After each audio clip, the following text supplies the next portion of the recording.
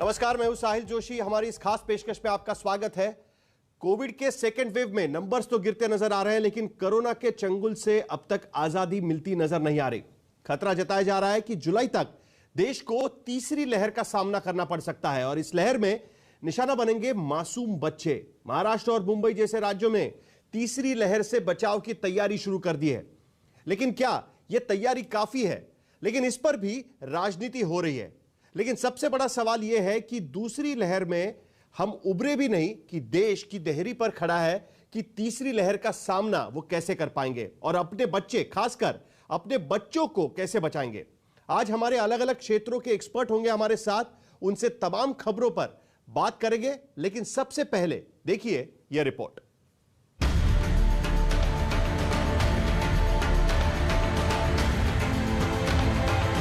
एक लहर थमी नहीं कि दूसरी सुनामी के ज्वार भाटे उठते दिखने लगे।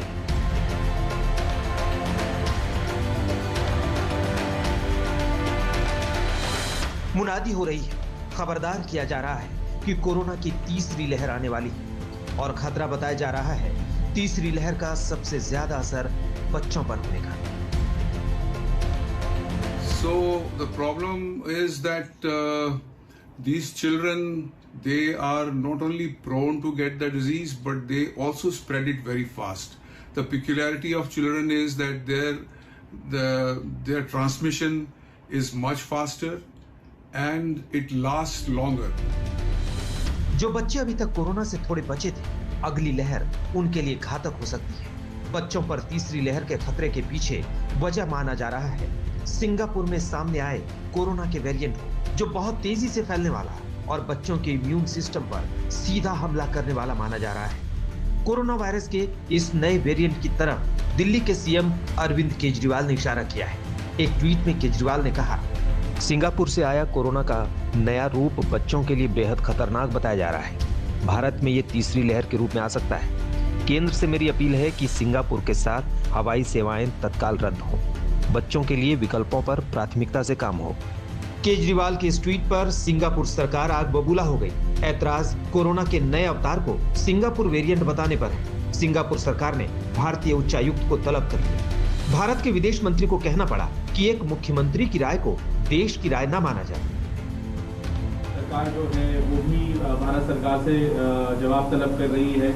ये ख्याल कहाँ से आया सर, ये जानकारी कहाँ से आई, क्या कहना है दिल्ली सरकार का इस पर? इसका बता रहे कि ऐसा कोई स्ट्रेन है ही नहीं। देखिए, स्ट्रेन तो इस टाइम कोरोना के बहुत सारे स्ट्रेन हैं। हाँ। जैसे जैसे म्यूटेट होता रहता है वैसे स्ट्रेन का नाम अलग अलग रखा जाता है। तो इंडिया में कई सारे स्ट्रेन इस टाइम चल रहे हैं, तो जीनोम सीक्वेंसिंग से पता लगता है। तो शाम तक इसको इस कूटनीतिक और राजनीतिक तनातनी से परे एक खतरा तो जिंदा है कि तीसरी लहर हमारे बच्चे को चपेट में ले सकती है। बच्चे तो ठीक से अपनी तकलीफ भी नहीं बता सकते, वो इस खतरनाक वायरस से कैसे सुरक्षित रहेंगे, ये चिंता का विषय है। आज तक ब्यूरो। तो कोई बात कर रहा है कि नया स्ट्रेन यहां पर आ गया है जो बच्चों के लिए हावी हो सकता है, बच्चों के लिए खतरा हो सकता है। कोविड, पोस्ट कोविड प्रॉब्लम्स पर भी कई सारे लोग बात कर रहे हैं कि कोविड से ठीक होने के बाद भी स्थिति वही कायम है और डेथ रेट भले ही कम है, मोर्टेलिटी रेट भले ही कम है, मृत्यु दर भले ही कम है, लेकिन एब्सोल्यूट नंबर्स में देखें, अगर पूरे नंबर्स देखें तो मृत्यु ज्यादा संख्या में हो रही है। आखिरकार इस लहर से कैसे निपटा जाए और तीसरे लहर से किस तरीके से बचा जा सकता है। मुंबई की भी काफी तारीफ हुई थी इस बारे में, सुप्रीम कोर्ट और हाई कोर्ट ने भी इसकी काफी तारीफ की थी। तो हमने सोचा कि मुंबई के कुछ एक्सपर्ट्स हमारे साथ आज रहेंगे, उनसे हम इसके बारे में बातचीत करेंगे। मेरे साथ इस शो में जुड़ रहे हैं डॉक्टर राहुल पंडित, ये हेड है क्रिटिकल केयर विभाग के फोर्टिस हॉस्पिटल से और उसके साथ साथ महाराष्ट्र टास्क फोर्स के मेंबर रहे और अभी सुप्रीम कोर्ट ने जो एक टास्क फोर्स बनाई है उसमें भी इनकी नियुक्ति की गई है।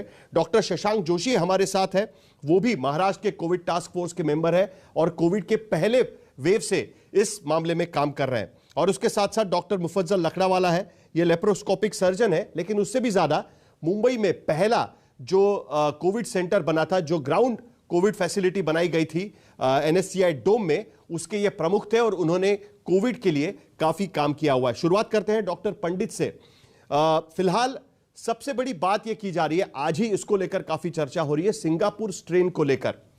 क्या सिंगापुर स्ट्रेन सचमुच में इतना बड़ा खतरा बनकर सामने आया है? क्या हम ये मान सकते हैं कि लगातार जो कोविड के वायरस में बदलाव हो रहे हैं, जो म्यूटेशंस हो रहे हैं, उससे यह खतरा बढ़ता ही जा रहा है। और सिंगापुर स्ट्रेन को लेकर क्या स्थिति है फिलहाल, इसके बारे में हम कह सकते हैं? नमस्ते साहिल जी। ऐसा है कि वायरस, अब जैसे हम हमारे कपड़े बदलते हैं वैसे वायरसेस जो है अपना जो है जीनोम बदल के वो म्यूटेट हो जाते हैं। तो म्यूटेशन होना कोई नई बात नहीं है, ये वायरस का स्वभाव है, ये वायरस का गुण धर्म है। और जैसा ही म्यूटेट होगा तो कोई जो नया जो स्ट्रेन बनेगा वो ज्यादा इन्फेक्शियस होगा, या तो ज्यादा घातक होगा, या उल्टा भी हो सकता है, कम इन्फेक्शियस भी हो सकता है, कम घातक भी हो सकता है। सिंगापुर स्ट्रेन के बारे में मैं कुछ नहीं बता पाऊंगा कि इसके बारे में क्या बच्चों को इफेक्ट कर रहा है या ये ज्यादा घातक है या एडल्ट को इफेक्ट कर रहा है। इसके बारे में मेरी कोई एपिडेमियोलॉजिकल पेपर मैंने कोई पब्लिश हुआ देखा नहीं है कि उसके बारे में मैं कोई कमेंट कर सकूं। पर ये जो हम जो तीसरे लहर के बारे में या बच्चों के बारे में जो कह रहे हैं वो सतर्कता जता रहे हैं। सतर्क रहना बहुत जरूरी है। जैसे कि पहले और दूसरे वेव के बीच में हम लोग जो है आंकड़े बहुत जल्दी से सेकेंड वेव में बढ़ गए, तो हम लोगों को थोड़ा सा हेल्थ केयर इंफ्रास्ट्रक्चर पे काफी भारी तनाव पड़ा। ऑक्सीजन का प्रॉब्लम हुआ, दवाइयों का प्रॉब्लम हुआ, बेड्स का प्रॉब्लम हुआ। तो इस वक्त जो है हमारी तैयारी ऐसी होनी चाहिए कि इस वेव को तो निपटे, पर अगली वेव के लिए हम पूरी तरह से सतर्क रहे और तैयार रहे। इस वजह से ये बातचीत हो रही है कि हमको अगले वेव में कौन सी वनरेबल पॉपुलेशन है, हाई रिस्क पॉपुलेशन है, उसको जो है अभी से हमको तो उसके बारे में तैयारी करना जरूरी है।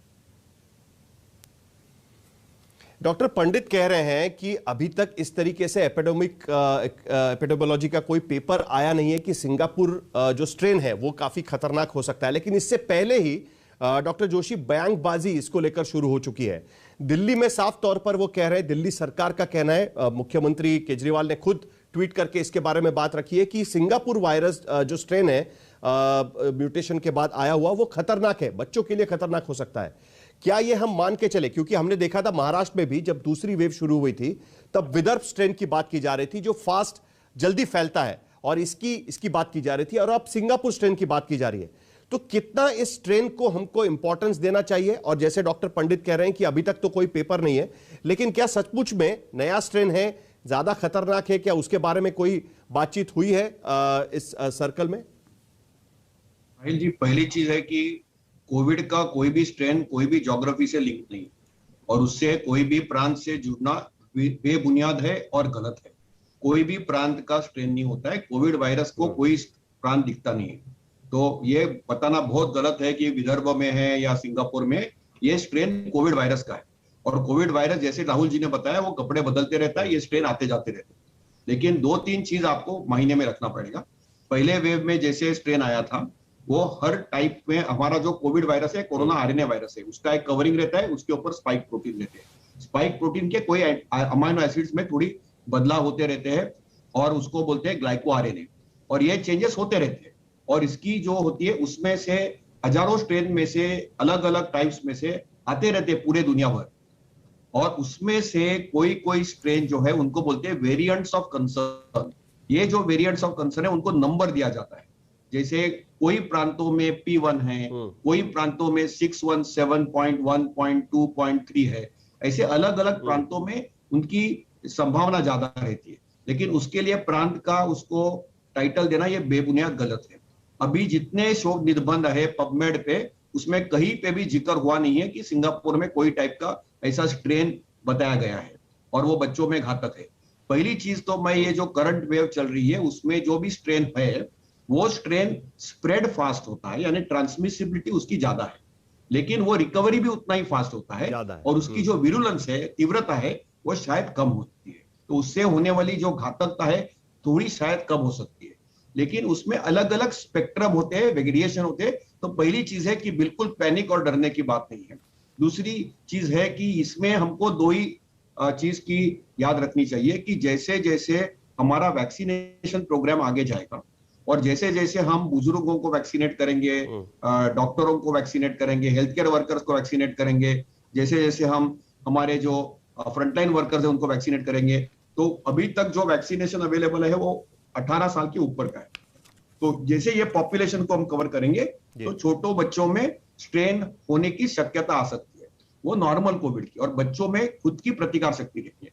ये वेव में भी सिर्फ 3% महाराष्ट्र में बच्चों में बिलो 10 ईयर्स को कोविड हुआ था। पहले वेव में 1% हुआ था। तो ये वेव में नंबर ज्यादा होने के कारण ये नंबर ज्यादा है, तो इसलिए ये भी जताना और डराना कि तीसरे वेव में बच्चों में हो सकता है, उसके ऊपर ठोस सबूत कुछ भी नहीं है।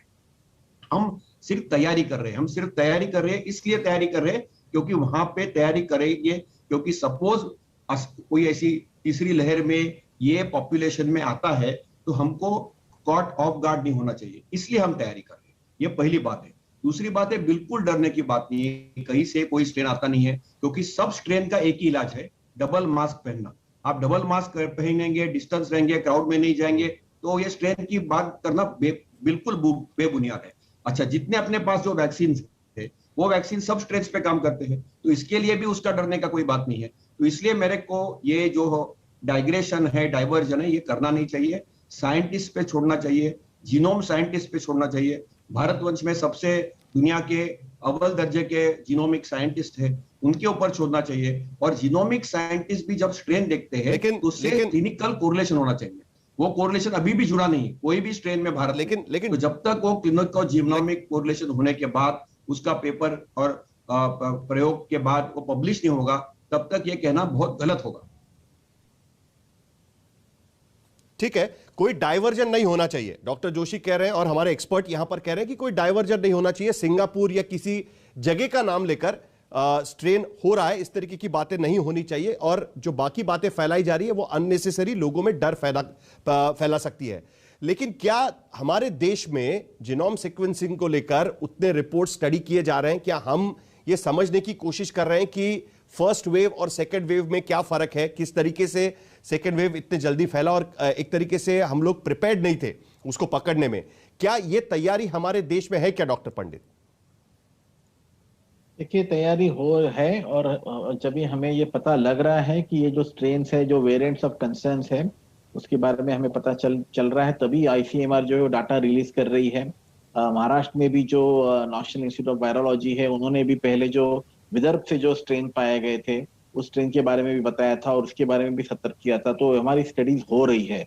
अभी आप बिल्कुल ये कह सकते हो कि कोई दूसरे देश में इतने हजार जीनोम सीक्वेंसिंग होते हैं, हमारे देश में इतने नहीं हो रहे।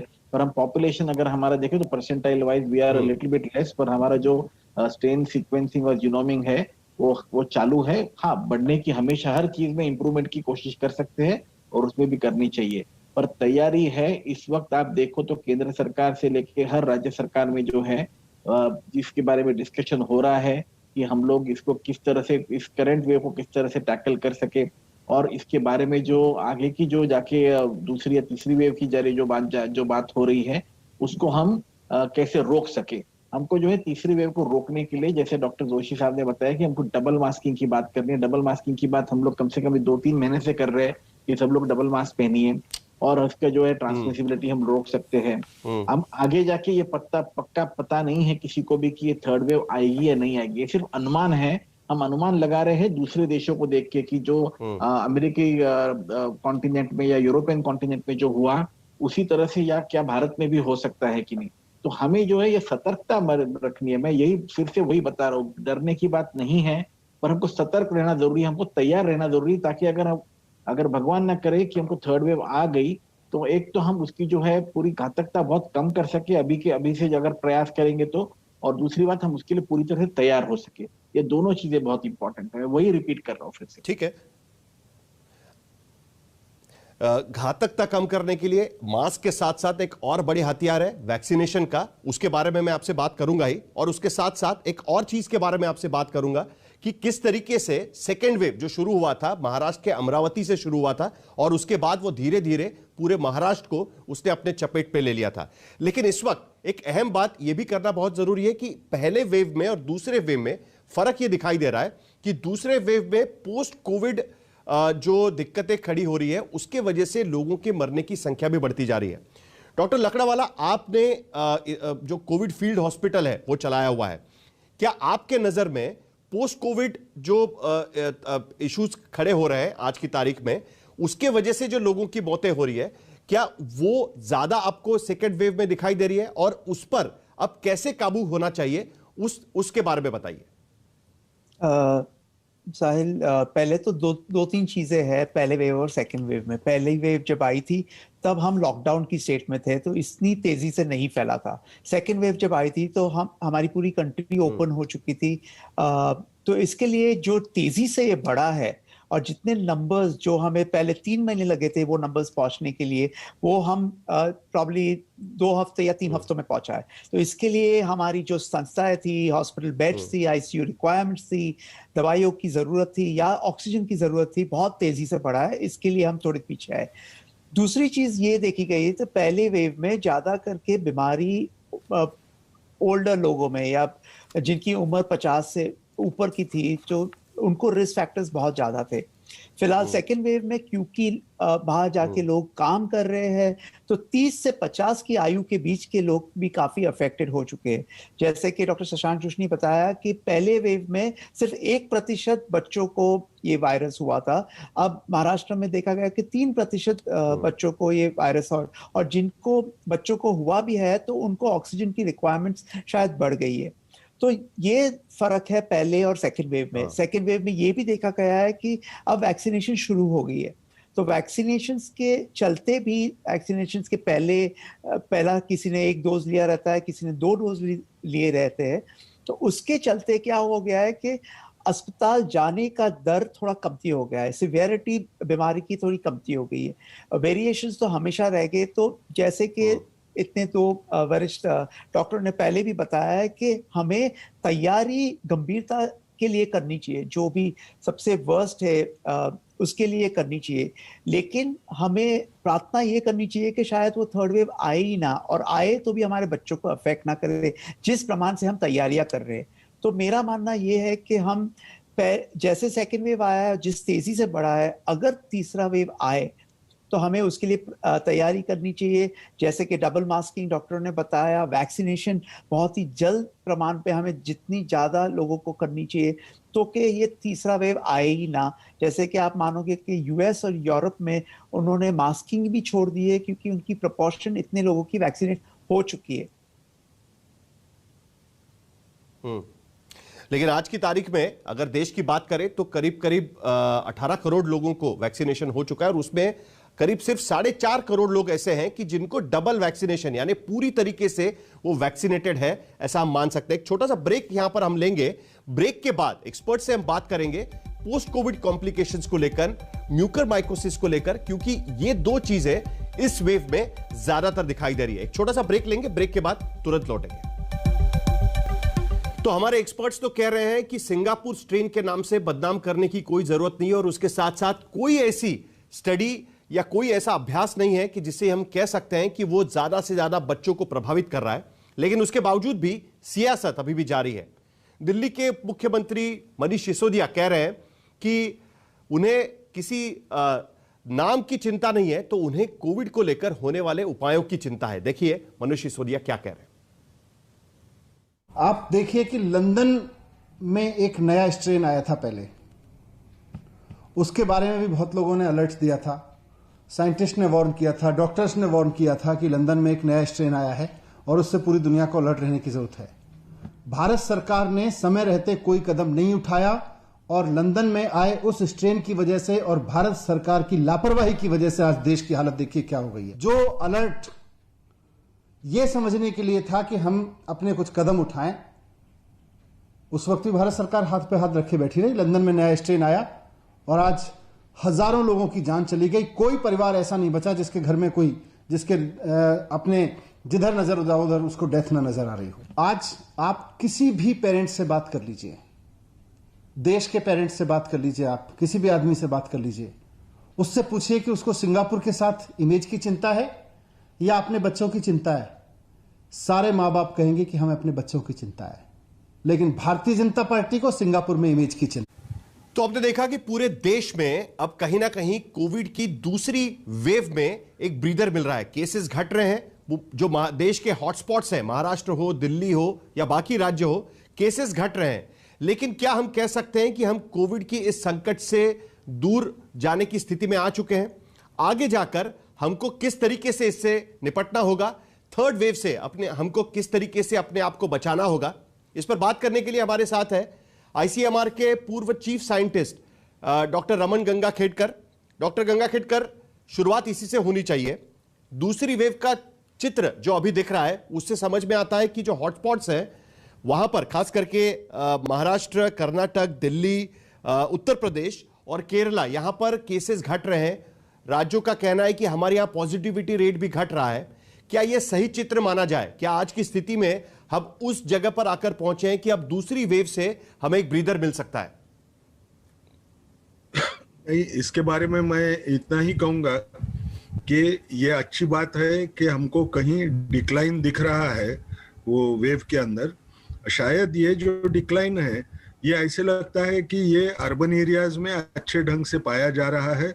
हमको एक याद रखना पड़ेगा कि ये जो ट्रेंड है इसको हमको कंफर्म करना पड़ेगा कि रूरल एरिया में इसी किस्म का ट्रेंड हमको दिख रहा है क्या, क्योंकि रूरल एरिया में एक्सेस टू टेस्टिंग थोड़ा कम होता है, उनको हेल्थ केयर इंफ्रास्ट्रक्चर की भी दिक्कत आती है। और हमको ये भी पता है कि 80% ऑलमोस्ट 72% ऑफ द पॉपुलेशन ये रूरल एरिया में रहती है अपने देश के में भी। ये वेव जो सेकेंड वेव जो है वो भी उतनी ही काफी सीवियर रह चुकी है जितना अर्बन एरिया में रही। तो इसका मायना सिर्फ एक है, ये ट्रेंड तो अच्छा है लेकिन ये ट्रेंड को हमको कंफर्म करना पड़ेगा कि क्या रूरल एरिया में भी इसी ढंग से ये ट्रेंड दिखाई दे रहा है।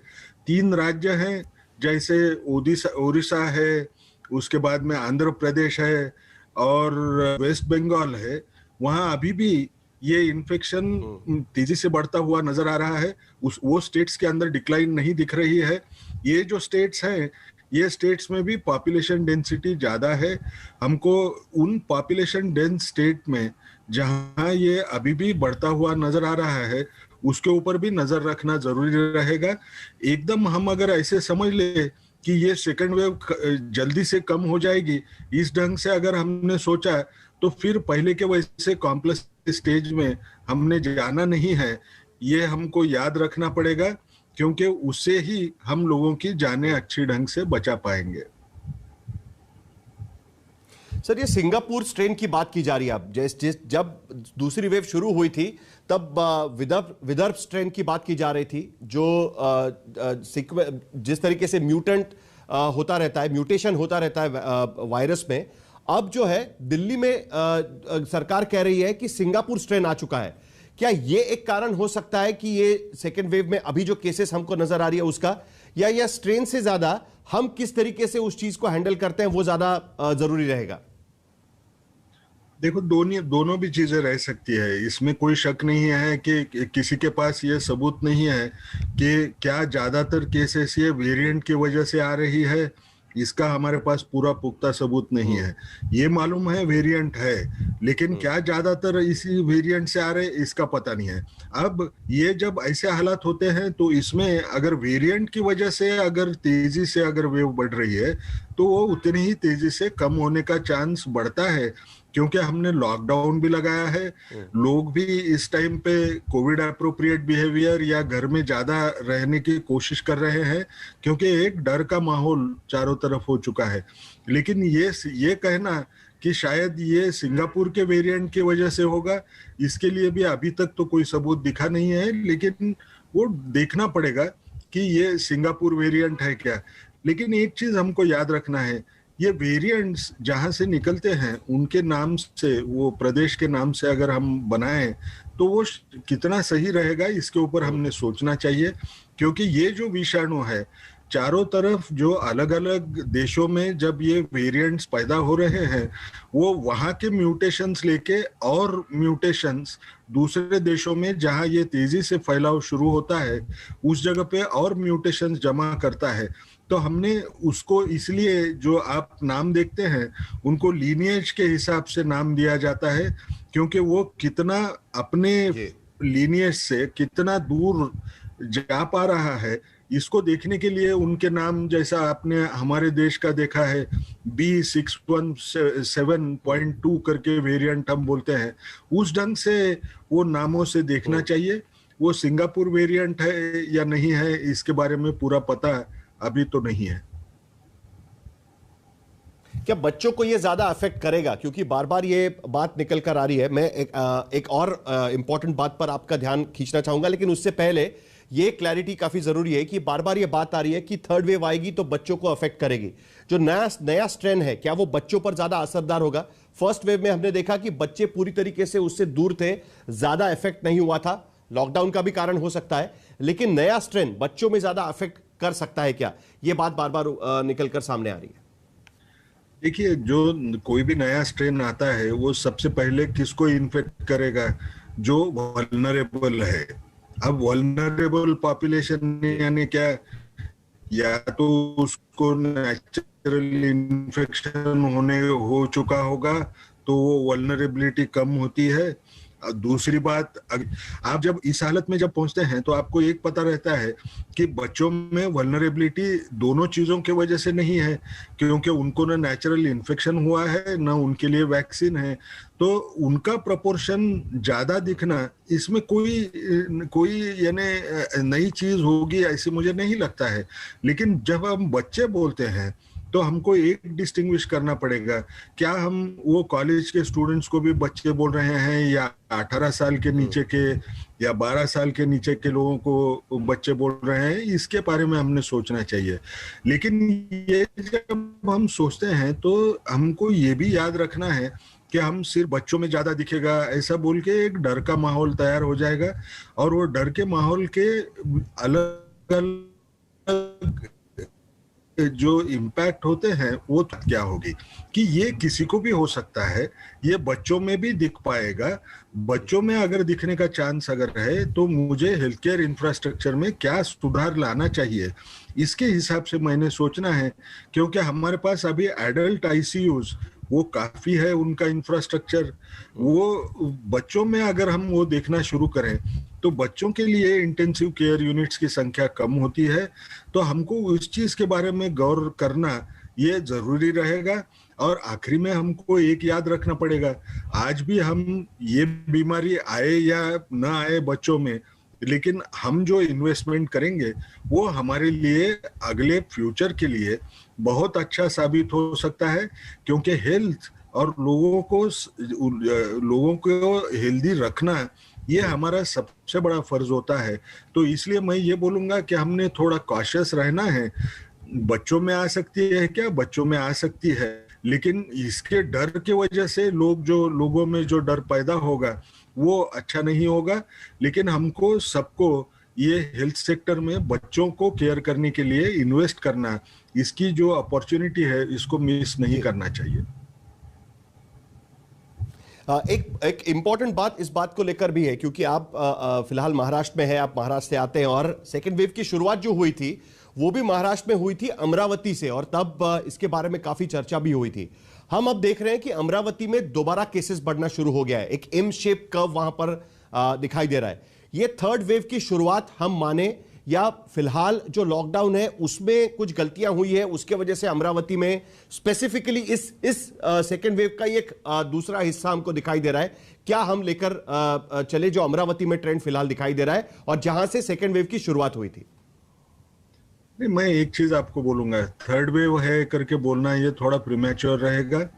इसका कारण यह है कि इतने जल्दी, यानी जब सेकेंड वेव एकदम खत्म होने में अभी आ रही है तो इमीडिएटली जब थर्ड वेव शुरू होती है उसका शायद दूसरा भी मायना रहता होगा कि उनको टेस्टिंग का एक्सेस चारों तरफ यूनिफॉर्म नहीं है। जहां वो पहले गया नहीं था वहां ये विषाणु पहुंच चुका है, इसलिए वहां नए सिरे से केसेस दिख रहे हैं। या तो हम वो बोले, नहीं तो हम ये बता पाए कि इस नया विषाणु आ चुका है जिसको ज्यादा और अलग किस्म के म्यूटेशंस है, जिसकी वजह से वो और तेजी से बढ़ रहा है। नहीं तो तीसरी बात ये बता पाए कि क्या ये लोगों में कोविड एप्रोप्रिएट और लॉकडाउन का पालन नहीं हो रहा है। अभी तो चारों तरफ लॉकडाउन लगा हुआ है महाराष्ट्र में। तो हमको ऐसे समझना कि ये थर्ड वेव है, ये कितना सिग्निफिकेंट इंक्रीज है, इसके ऊपर हमने देखना चाहिए। सिर्फ वो नजर से अगर देखे ग्राफ की तरफ तो उससे ज्यादा इंटरप्रेट करना है, यानी ये दोनों दो पीक दिख रहे हैं, ये इतना बराबर नहीं रहेगा ऐसे मुझे लगता है। उसको सही ढंग से मॉडलिंग करके देखना चाहिए। एक फर्क जो दिख रहा है जो फर्स्ट और सेकंड वेव में, वो ये कि एब्सोल्यूट नंबर्स में, मतलब अगर इन टोटलिटी देखें तो नंबर ऑफ डेथ्स, मरने वालों की संख्या सेकेंड वेव में हमको ज्यादा दिखाई दे रही है। वो हो सकता है कि नंबर ऑफ केसेस भी सेकेंड वेव में बड़ी संख्या में हमको दिखाई दी, भले मोर्टेलिटी रेट हमको कम दिखाई दिया, लेकिन अब भी जो नंबर्स दिखाई दे रहे हैं, खास करके भारत में हमने देखा कि जो नंबर ऑफ डेथ्स हैं वो काफी ज्यादा दिखाई दे रही थी। 4000 से ज्यादा डेथ भारत में दिखाई दे रही थी। महाराष्ट्र जैसे राज्य में करीब करीब 1000 डेथ पर डे हमको दिखाई दे रहा था, और वो ग्राफ जो है वो एक जंप ले चुका है। तो ये डेथ्स का कारण क्या आपको लगता है कि एब्सोल्यूट नंबर्स में ज्यादा जो डेथ हो रही है उसका कारण क्या लगता है कि ये इसका दोष म्यूटेशन पे जाना चाहिए, या जो व्यवस्था हम तैयार कर पा रहे थे वो नाकाफी थी मौतों को रोकने के लिए, ये हम कह सकते हैं, या रूरल एरिया से ये नंबर ज्यादा आ रहे हैं? हमको फर्स्ट वेव और सेकंड वेव में एक फर्क महसूस करना चाहिए। फर्स्ट वेव में जितने सेंटर्स किसी भी टाइम पॉइंट में थे, उससे ज्यादा टेस्टिंग का एक्सेस अभी हम लोग दे पा रहे हैं। इसका मायना क्या होगा, जो भी इंसान होगा उसको टेस्ट होने का चांस ये ज्यादा बढ़ता है। अगर डेथ हुआ तो डेथ का एट्रीब्यूशन ये कोविड की वजह से हुआ क्या, ये समझने के लिए जो टेस्ट लग रही है आरटीपीसीआर की, वो टेस्ट मिलने का चांस सेकंड वेव में हमको ज्यादा दिखता है। उसकी वजह से ये संख्या बढ़ के आती है। लेकिन आप अगर वो केस फेटेलिटी रेट को देखें तो केस फेटेलिटी रेट तो उतना बढ़ा नहीं है। दूसरी बात, ये म्यूटेंट से होता होगा ऐसे जो हम समझ रहे हैं। अभी भी ये 6 म्यूटेंट्स की जिसकी दुनिया भर चर्चा होती है, उनमें का सिर्फ एक इंग्लैंड का ही म्यूटेशन है जिसमें कोई पुख्ता सबूत ऐसे हासिल हुए हैं जिसमें यह पता चलता है कि उसमें सीवियरिटी डिसीज की ये 20% से बढ़ चुकी है। लेकिन बाकी कोई म्यूटेंट्स में इस किस्म का कोई एविडेंस न रहते हुए हमने ये सोचना कि ये वेरिएंट की वजह से हुआ है, ये शायद बराबर नहीं रहेगा। मेरे हिसाब से जो टेस्टिंग का एक्सेस बढ़ा है सेकेंड वेव के टाइम पे, उसकी वजह से जो भी डेथ हो रहे हैं वो डेथ कोविड की वजह से है, दूसरे किसी चीज की वजह से नहीं है। ये हमको दिखाई दे रहा है, इसलिए संख्या ज्यादा दिख रही है। वैक्सीनेशन एक सबसे बड़ा इशू है आज की स्थिति में भारत में। अगर हम देखें तो अगर हम पॉपुलेशन के हिसाब से देखें तो अब भी भारत में 18 करोड़ लोगों को वैक्सीन लग चुकी है, जिसमें सिर्फ 4.5 करोड़ के करीब लोग हैं कि जिनको दोनों डोज यानी फुल्ली वैक्सीनेटेड हम जिन्हें कह सकते हैं, वो सिर्फ उतने ही लोग हैं। पॉपुलेशन के हिसाब से यह संख्या काफी कम है। ऐसे में हमारे पास क्या टाइम पीरियड है, कितने महीने में भारत में ज्यादा से ज्यादा वैक्सीनेशन होना जरूरी है, और उसको लेकर आपकी क्या राय रहेगी? मेरा एक मानना है, देखिए जो भी हुआ है वो तो किसी के हाथ में नहीं है। चारों तरफ से कोशिश तो काफी की जा रही है, लेकिन डोज तो ऐसे ही तैयार नहीं हो पाएंगे वैक्सीन के। और वो होने के बाद में हमको पॉपुलेशन तो इस टाइम पे सारे लोगों को वैक्सीन मिलने की उम्मीद बहुत ज्यादा है, और कोई भी इसमें वैक्सीन हेजिटेंसी ये बहुत ज्यादा होगी ऐसे लग नहीं रहा है। तो हमको जितना वैक्सीन देना है उसमें हमने वो जो प्रायोरिटी वाला जो अप्रोच था, 45 साल के उम्र के ऊपर के जो लोग हैं उनको सबसे जल्दी देने की कोशिश करना है, वो हमने पहले करना है। और 18 साल से 45 तक के जो लोग हैं उनको सेकंड प्रायोरिटी रख के उनको जल्द से जल्द वैक्सीनेट करना है।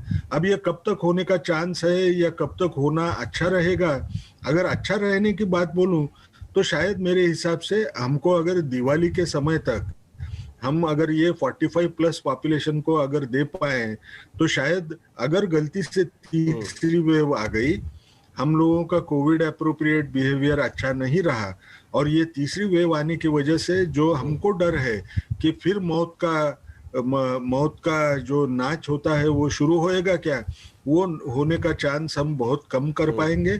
और तीसरी वेव की तीव्रता अगर कम होती है तो हमको उतना डर ना हेल्थ केयर सेक्टर में हॉस्पिटलाइजेशन की उतना डर नहीं रहेगा, लोगों की मौत होने का डर नहीं रहेगा। रहा सवाल इतना ही कि नंबर ऑफ केसेस ज्यादा दिखेंगे, लेकिन जो भी नंबर ऑफ केसेस ज्यादा दिखे उनको मैनेज करने के लिए हॉस्पिटल ये डीकंजेस्टेड रहेगा।